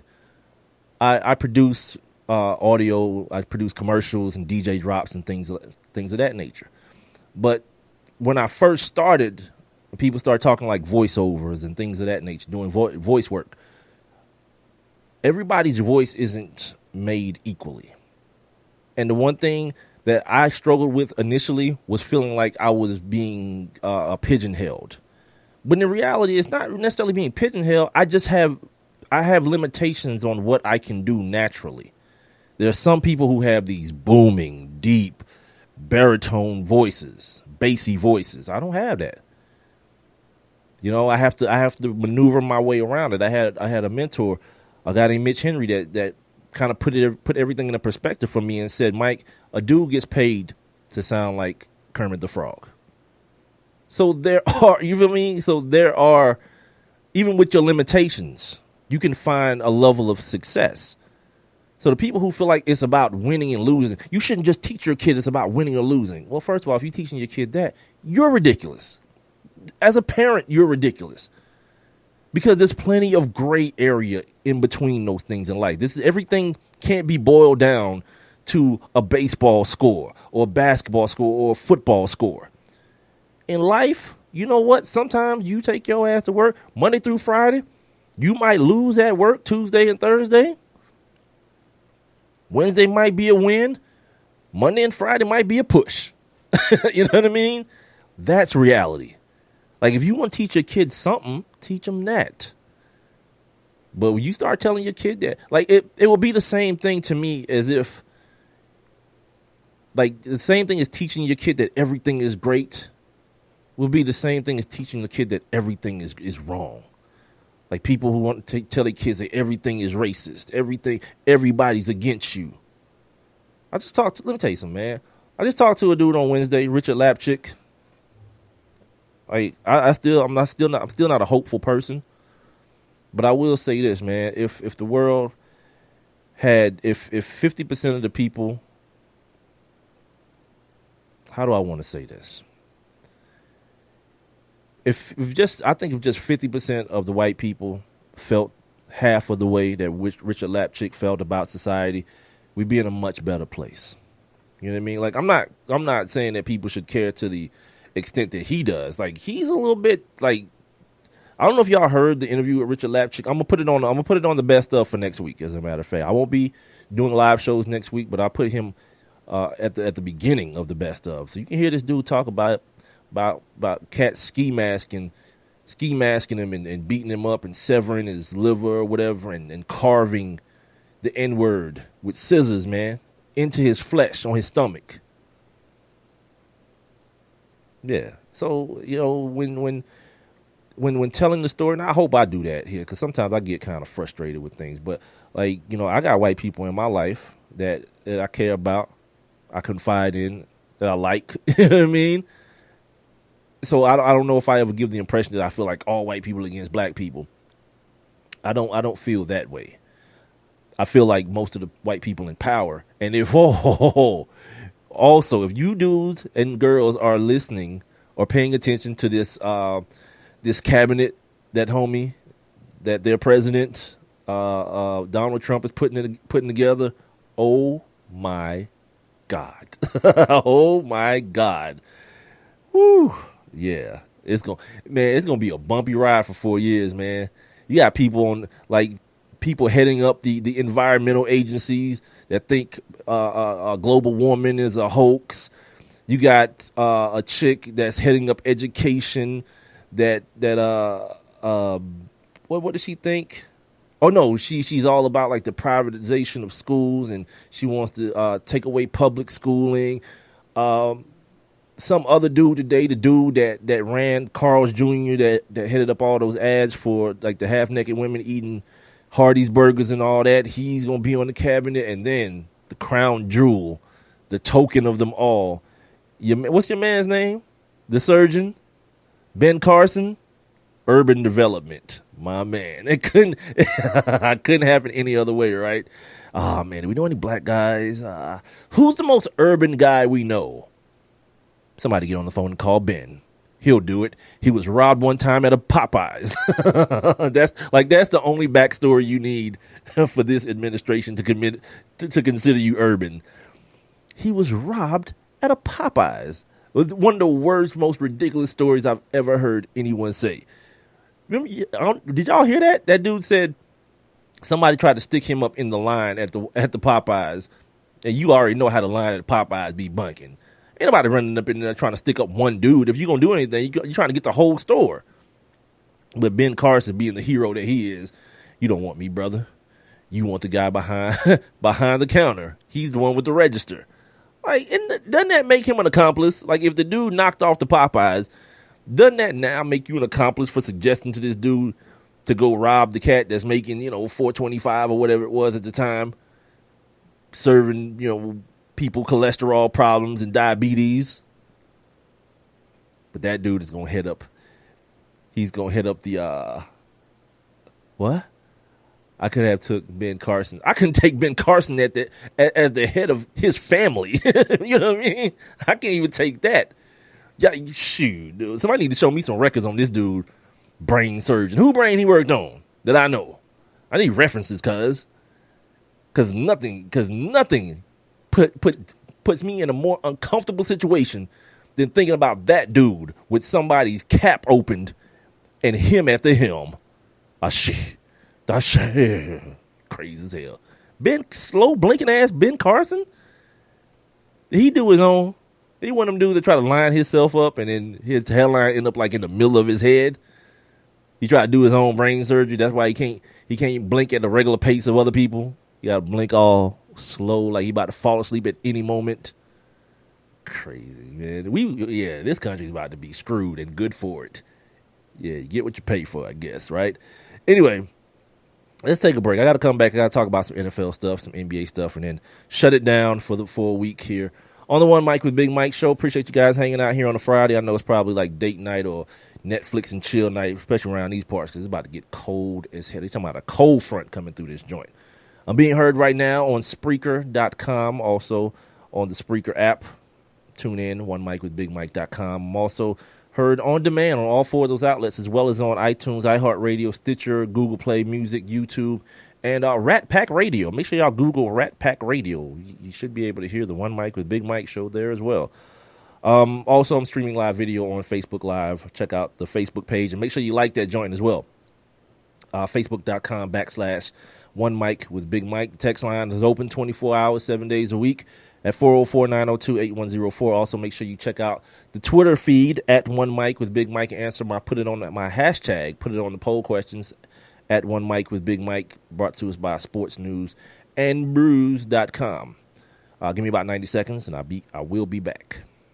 I have one question for you. Do you or someone you know run a business that could benefit from additional exposure? The One Mic with Big Mike show is currently taking on new sponsors and advertisers. One Mic with Big Mike is currently syndicated across 8 different online platforms, and your company's name could be heard and seen across all 8 as well. Let's get to work. Please send all inquiries to Mike at onemicwithbigmike.com. Thank you for listening. Thank you for your continued support. All I need is one mic. I heard on the news about that 5-year-old who found his uncle's gun. The kid didn't know it was loaded. I heard on the news about that 14-year-old girl who was bullied online for like a year. She couldn't take it anymore, so she got her dad's gun from his nightstand. I heard on the news about that guy who broke into someone's house, stole a gun from the hall closet. He accidentally shot his cousin in the head. She killed herself. And later, killed the owner of the store he was trying to rob. If you own a gun, you have a full-time responsibility. When you aren't using it, be sure it can't get into the hands of curious children, troubled teenagers, a thief, or anyone else who might misuse it. Your family, friends, and neighbors are all counting on you. Remember, always, lock it up. For more information on firearms storage safety, visit ncpc.org. This message brought to you by the National Crime Prevention Council, the Bureau of Justice Assistance, and the Ad Council. And now back to One Mic with Big Mike. And here we go!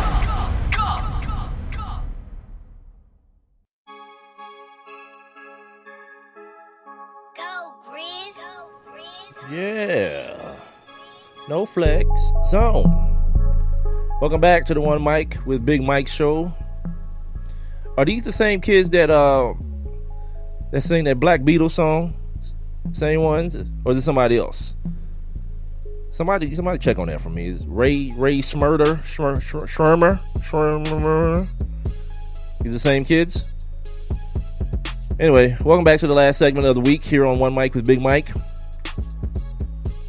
Heard on Spreaker.com, the app, also on TuneIn, of course, onemicwithbigmike.com. The show is also available on demand on all 4 of those outlets, as well as on iTunes, iHeartRadio, Stitcher, Google Play Music, and of course YouTube. Make sure you subscribe and like and share and all that kind of stuff. Also follow me on Twitter and Instagram. Text the show at 404-902-8104. What's their name then, Renee? Or what are you saying no to, first of all? Because I asked you 2 questions. I asked you one during the break, and now I'm asking you another one. So which one are you saying no to? No results on the hashtag, put it on the poll at One Mic with Big Mike. Or no to these kids. Ray, I think this is them, right? Because they on the song with Gucci. Talking about strippers. Ray Schmermer, however you say it. Speaking of the poll questions, I told you guys I was going to try to bring back the results from the other day. Couple of the questions we asked, hashtag. Every time I see it, it's even more ridiculous. Renee put it on the POLE. Oh boy, between you and Rob Calloway, y'all don't ever let me down, man. If you had a choice, which coaching job would you take? Because the question was asked because the homie from Temple took the job at Baylor, but Oregon wanted him. 75% of you agree with me. The Oregon job is a much better job than Baylor. 0% for Baylor and 25% neither. Because, of course, people who listen to this show and follow me on Twitter have 6-figure jobs, 7-figure jobs. Yeah, get your dumb ass out of here. How you feel about Donald Trump being Time Magazine's Person of the Year? 22% of you said love it. 33% of you said hate it. And 45% of you said IDGAF. Hashtag. Yeah, I'm in that camp. I don't give a damn either, dude. Who reads magazines anymore anyway? Like, I go to the bathroom with my phone because, damn. That was the purpose of magazines back in the day. That and the Jet Beauty of the Week. Other than that, whatever. Well, of course, porn, Playboy, and Penthouse, and Hustler, of course. That goes without saying. What was the other one? Oh, hold on. Wait a minute. Ah, damn it. You know what I did? Yep. I screen grabbed the same 2 questions. Oh, well. Those were 2 of the questions from the other day. From, of course you do. Of course Renee does. Like the one subscriber. Like the one person who, like, the little kid catches in the parking lot, like, man, how would you like to keep a kid like me from becoming a statistic? Well, I would like to sell you a subscription to All Lives Matter magazine. You know what I mean? Like, Renee's that person. You catch her in the parking lot at Walmart. She's signing up for all your magazines, kids. So Also, here's the other thing. Oh, before I move on for this conversation about these damn participation trophies, you guys want to hear one of my biggest pet peeve ever? And I put this on my Instagram the other day. When I'm going up the street, don't send your big ass able-bodied kid to my window with a helmet in his hand, panhandling for money. No. While you sit your ass in the car. No, man. When we was growing up, and I'll sound like this dude. Our coaches used to have us washing people's car, selling people candy or donuts or something, earning the money. Like, this is why that's a problem. That I just deserve something for nothing. Just because I stood out here and walked up to your car with a jersey on, you should give me the money that you work hard for. Hell no. Every time, cuz. Every time. And if you one of those parents, talking to your ass. We're trying to get a trip to Disneyland. You little N-word, I can't even go to Disneyland, and I work. Are you crazy? That is one of the things, I see that, and I'm just like, man, what the hell? Like, how? When did that turn? Because it's not the kids. This is why I said, I'm talking to the adults. Don't send your kid to my car with a helmet in his hand, holding up a sign on the side of the street. When did that happen? Because that was a part of the deal. You wanted to go to football camp? Sell these damn donuts or these blow pops or whatever the hell we had. Wash these cars. We had barbecues and stuff like that. Now, it's just enough to be on the team and to want it and to want to go on a trip somewhere. And man, if it's up to me, these little bastards ain't going nowhere to do nothing. You understand? Out here begging. Like, you ain't even offering nobody nothing. Like when I was coaching the kids, like, we would sell sponsorships to local businesses. You know what I mean? So even if we're going and asking them for something, there is the assumption that you're getting something out of it as well. You're getting exposure. You know, at these games, they put up signs with your company name on it or whatever. It's like a give and take. Now, man, it's like, just give me because I want. Yeah, miss me with the craziness, man. Yeah, I don't know how that came to be or why that came to be a thing. But all you teaching your kids or these kids is to learn how to be set up for failure. I should have it because I want it. All right. Sweet. Yeah, sweet. That's cool. Real quick, let me give you guys the schedule, and I'm gonna give you guys the playoff scenarios for the NFL. Very quickly, I mentioned already that the Falcons are taking on the Rams. Winnable game that the Falcons should win, but if you're looking for somebody who won't be surprised if the Falcons lose, here he is, right here. We had the Raiders and the Chiefs last night. The Chiefs took care of the Raiders 21-13 in a weird kind of game. Derek Carr had a real crazy bad game. They got a good kick return from that kid, Tyrell Hill. Is it Tyrell or Tyreek? Tyreek Hill. He's been on fire the last couple of weeks. I heard the comment made today, bringing a different element to the offense, to the Chiefs team, an explosive element to the team instead of it being, check down Charlie, Alex Smith all the time, these little 10, 12-yard passes. The Redskins and the Eagles tomorrow. Rivalry game there. The Texans and the Colts, toilet bowl game there. The Bengals and the Browns. Are the Browns going to win the game? Let's put it on the poll, Renee. The 2016 Browns will win 0, 1, or 2 games. Hashtag put it on the poll at One Mike with Big Mike. Yeah. Well, the Browns, you guys in the chat room can answer it too. Or if you want to text me at 404-902-8104. 0, 1, or 2 game. I don't want to push it. Like the Browns are just going to RG3 starting this weekend, so they just going to win out. They're at home this weekend. They're playing the Bengals team that's a little down this year. They've been injured. AJ Green won't play. Giovanni Bernard is out. Isn't my man Vontaze out too on the defensive side of the football? So, it's the NFL. I'm trying to figure out, will the damn Bengals win a game? Got the Broncos going to the Titans. Trevor Siemian, I think, is back at practice making progress. I'm not sure if he'll play. Paxton Lynch is scheduled to start against the Bears, and Matt Barkley. Matt Barkley's still in the league. Shout out to that dude. Renee saying no. Renee saying no because Detroit. Because now, if the Browns don't win a game, then people won't be like, the last team to never win a game was that damn 07 Lions team. They were putrid. So it's just like hoping that the damn Browns don't win a game. The Steelers and the Bills going at it. Tyrod Taylor, man, got some disturbing news from his GM today.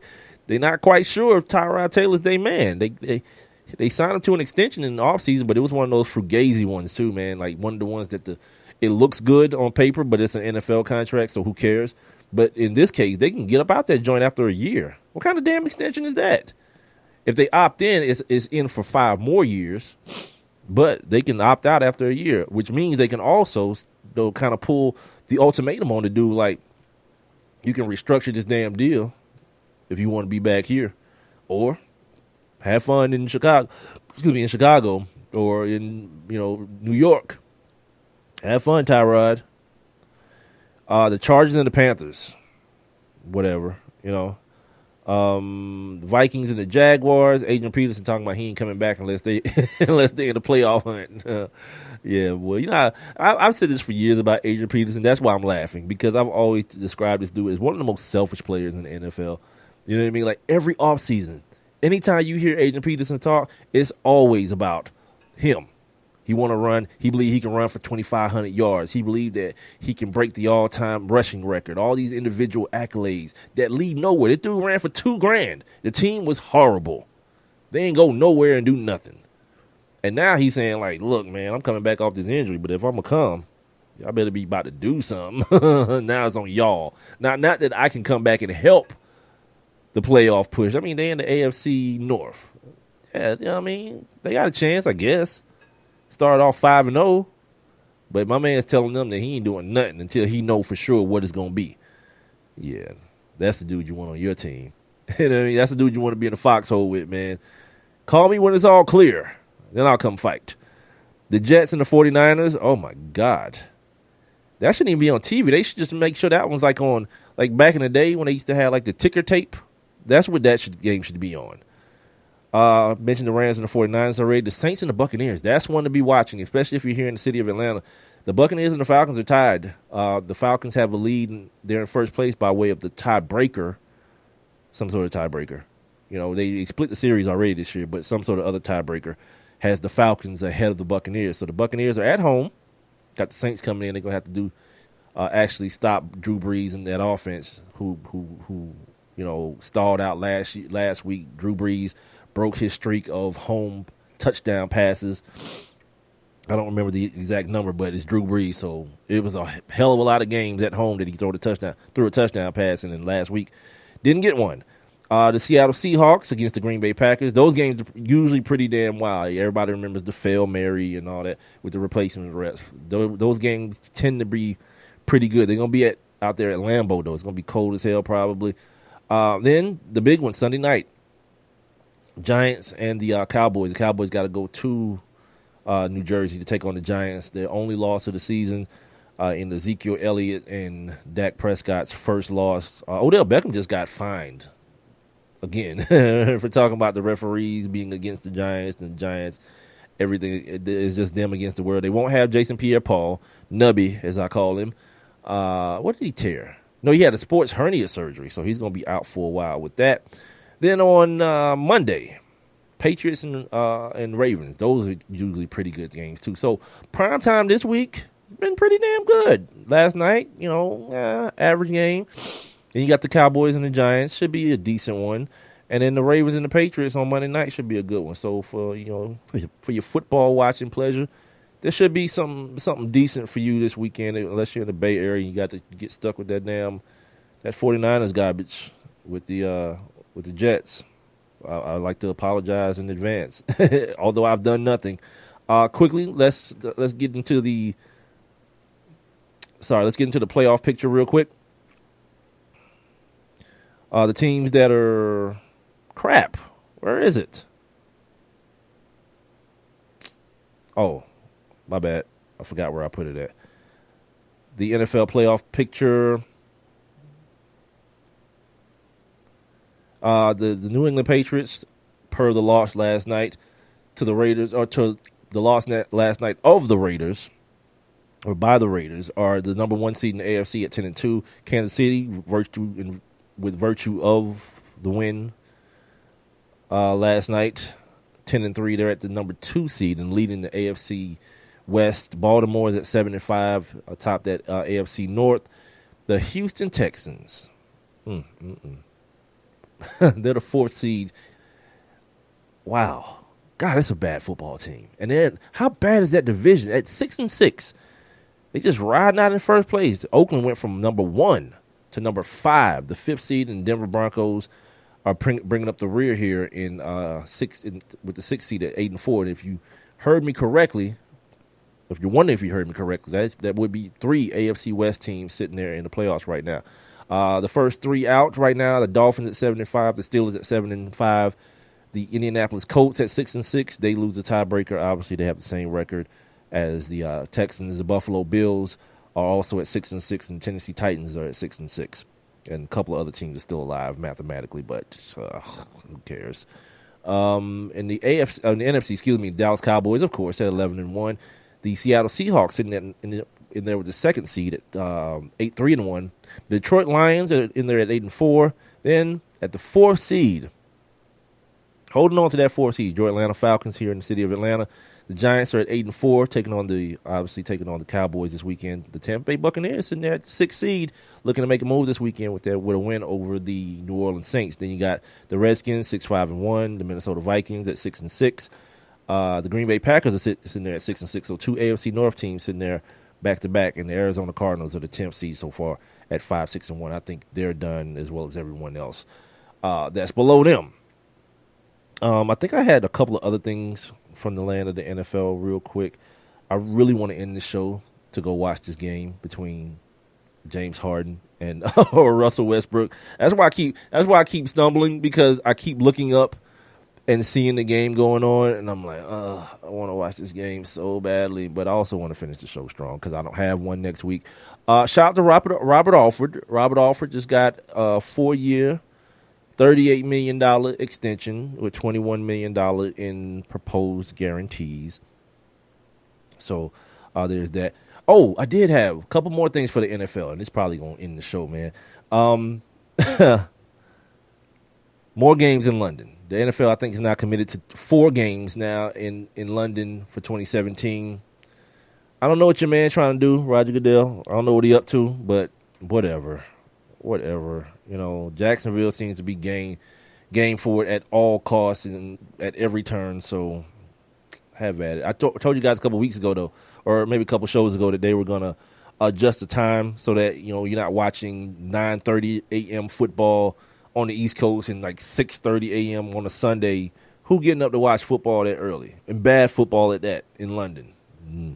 Count me out.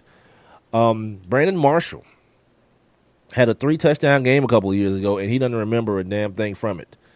Why doesn't he remember a damn thing? Well, Brandon Marshall said he was hopped up. Is that the word that dope fiends use? Hopped up on painkillers for a high ankle sprain.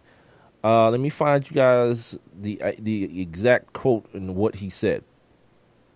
Also, did you guys see this damn story? This fisherman, this famous fisherman, he found a key of cocaine while he was out fishing. He's like a big time like celebrity fisherman or whatever that means, but found a brick of cocaine and he gave it to he called the Coast Guard. It was worth $30,000. He called the Coast Guard and told him to come get this cocaine off of him. He found some cocaine floating around in the ocean, and he thought that they should have it. Renee, put it on the poll. Put it on the poll. If you're out fishing in the ocean, you're in the ocean because it's important to say the ocean. You're in the ocean fishing, and you fish up a key of cocaine worth $30,000. Do you A, keep it? Do you B, turn it in? Hashtag put it on the poll at One Mic with Big Mike, brought to us by sportsnewsandbrews.com. You know what? Here it is. I don't really remember much. This is Brandon Marshall I'm quoting Brandon Marshall. I don't really remember much about the game because I worked really hard to get back from a high ankle. Well, I don't want to go there. Well, I'll say it. I took a couple pain pills. I took a couple pain pills that masked the pain. I really wasn't supposed to play. I came back from a high ankle within 10 days. Jeez. I was supposed to be out for 4 to 6 weeks. I don't really remember much about that game. I just remember catching those balls. And that was pretty much it. Yeah. This is a dude that's a part of an organization that's facing lawsuits related to kind of just the doling out of painkillers. A league where every time you turn around, somebody's getting punished for partaking in a natural painkiller. Yet this dude said he was so high he don't remember a damn thing, and still went out there and bust somebody for 3. Like if you're the DB, what are you thinking? Like, damn, this dude was high as hell, and he don't even remember tearing me up like that, but he did. He did anyway. Shout out to Brandon Marshall. Shout out to the NFL, man, keeping dudes doped up for years now, killing dudes' kidneys and livers and all that kind of stuff, and then suspending dudes like Josh. We still ain't heard from Josh Gordon. We ain't heard from Aldon Smith. Aldon Smith is up for reinstatement, for those of you who don't know. The NFL is just like, we're good. And I don't know if you guys just heard about Randy Gregory. They just denied his. He's not I don't know, in compliance, I think the word is. He's not in compliance to be able to be reinstated. So they're like, nah, we good. Stay suspended, cuz. Yeah. Did y'all hear this thing about this dude for the New York Giants, this fullback? He's injured. His house was vandalized, and people like wrote, "Go back to Africa," some swastika stuff, KKK stuff on the home that they burglarized. Like, and now it's like it's not funny. I mean, like, everybody's all right, so me laughing at it don't make a difference, but. And even if everybody wasn't all right, me laughing at it still wouldn't make a difference. It just make me a terrible human being, which, I'm already confirmed that it is. So apparently he lives in the Moonachi community up there. The stuff that was written, swastikas, KKK, go back to Africa, other racial slurs, the burglars also scrawled Trump, my man, on the walls of the suburban New Jersey home. The homeboy's name is Whitlock. His last name is Whitlock. He says he recalls meeting an older female neighbor when he moved in who said it was, quote unquote, great when she found out he played for the Giants because, quote, I told everyone we didn't have to worry about drive-bys with you. I got you, Gertrude. Ethel. Oh, that wasn't racist at all. It's like, look, man, here's what I'm saying about this. Here's what I want to say about this. When people feel like they've reached a certain level of accomplishment where they can't be touched, where their blackness can't be touched. Life has a funny way of reminding you, you know what I mean, that you didn't earn a different skin color in a different country. You still in America, and you still black, and you still a man. You know, and the one person that you would think maybe just would kind of not really, you know, come forward with any type of commentary on this type of matter, Victor damn Cruz. Victor Cruz that said, you know, Colin Kaepernick need to stand for the anthem. Victor Cruz that was like, Josh Brown, that's my man. Then when I guess he got wind of Josh Brown taking notes on the ass whoopings he was giving his wifey. Oh, no. He still didn't denounce it. He just said, don't ask me no more about Josh Brown. This cowardly dude. This is what he had to say. Victor Cruz, and I'm going to get up out of here. I think it's definitely a direct reflection on how this country's being run and how this country's reacting maybe to some of the decisions, some of the ways that this country's being run and things that are being said by people at the helm of this country. Like, don't be vague, dude. Just say what you mean. At the helm of this country and at the helm of our day-to-day lives. Our day-to-day from social media all the way up to the White House. Did they ask them to be more specific like I would have done? I think there's a specific mindset that comes with supporting a guy like Donald Trump. You know what? You know what I'm always saying about, you know, kind of be like, take your time on certain things, because we've seen a bunch of stories of these white boys, like, you know, vandalizing their own property. I guess this fireman just here recently, a firefighter, former firefighter now, set his damn house on fire and was like, the Black Lives Matter thugs did it. Those Black Lives Matter thugs, and look what they wrote on my house. Now the judge is like, dog, you did that to your own crib, pimp. You know what I mean? Like, you're trying to get over on your insurance and then still be racist at the same time. Yeah, dog, you about to go to jail. So in the same way that that's going on, think about it if it's me, right? If I'm smart enough as a criminal, I know what the temperature of the country is, right? If I go rob my man's house, if I go rob this football player's house in this ritzy neighborhood, apparently he feels like it's one of those neighborhoods. Yeah, why not? Why not draw a bunch of swastikas and KKK and all this kind of stuff on there? It's going to throw the smell straight off of me to some white person. You know what I mean? Because that's the first thing we're going to do is be like, because I don't think they caught the people who did it. I think the assumption is just that because it was swastikas and KKKs and Trump and go back to Africa and all this stuff on this man's walls, it must have been those Trump supporting white folks. Sweet. You know what I mean? Like some black dude, and the way my mind works is like this, some like, you know, some crooked ass black dude back in the hood with a bunch of flat screens and Jordans. Like, yep, I told you it was going to work, shouted. I told you. They weren't even going to suspect one of us did it. Prudent move. But apparently now, the one thing that it has done is made Victor Cruz aware that racism is alive and well in America. Yeah, funny thing, that racism, isn't it? It kind of just pops up when you least expect it. Clown ass dude. Freaking Victor Cruz, man. I'm glad they ain't throwing your ass the ball. They moving on from your ass, man. Golly. Colin Kaepernick needs to stand up. But wait a minute, my teammate was just burglarized and his house was vandalized with racist slurs. Racism is real. Before I get out of here, man, shout out to one of my favorite people. I don't know him. I've only met him once in life. A brief encounter at a sporting goods store. But for what he's been through, and I can totally relate to what he's going through, what he's already been through, at a micro level, definitely not on the same level, but shout out, man, to Craig Sager, man, being inducted into the Sports Broadcasters Hall of Fame, man. Big up to Craig and his family. We're gonna try to get his son on the show. You know, I want to talk to his son. You know, that's somebody that I haven't really shared a lot of stuff like on that level with you guys on the show, but you can hear me probably if we get a chance to talk to him. I'll share with him my experience, man, and while I talk to him about his and his dad's, man, and it's like, yeah, it's one of the most I don't know, one of the bravest, strongest things I've ever heard of a human being putting themselves through, man, for the love of the people around them, man. So shout out To Craig Sager, hope all is well. I don't know why I said that. You guys know how I feel about that whole hope situation. Me hoping it doesn't make a damn difference, but just shout out to him, man.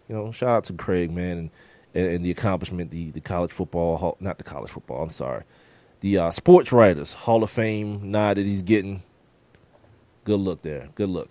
All right, so that's gonna do it. Remember, you guys, keep your eyes peeled to One Mic with Big Mike on Facebook, Twitter, and Instagram. That's where you'll get the updates next week on, the best ofs and, everything else we got popping. We're going to come back here in another week. I got some things I need to take care of next week. Anyway, so it's like the perfect timing of everything. Also, share me with your friends. Tell all your friends about the best kept secret in sports talk. The One Mic with Big Mike show on Spreaker.com. I'm also on the Spreaker app. I'm also on TuneIn. And, of course, OneMicWithBigMike.com. I'm also on demand on iTunes, iHeartRadio, Stitcher, Google Play Music, YouTube. What's it called, Renee? RatPackRadio.com. Check it out there as well. Until next Monday, you guys be safe. Take care of each other. Don't be out in these streets acting no fool, man. And the hope is that I talk to you guys Monday after next. Take it easy.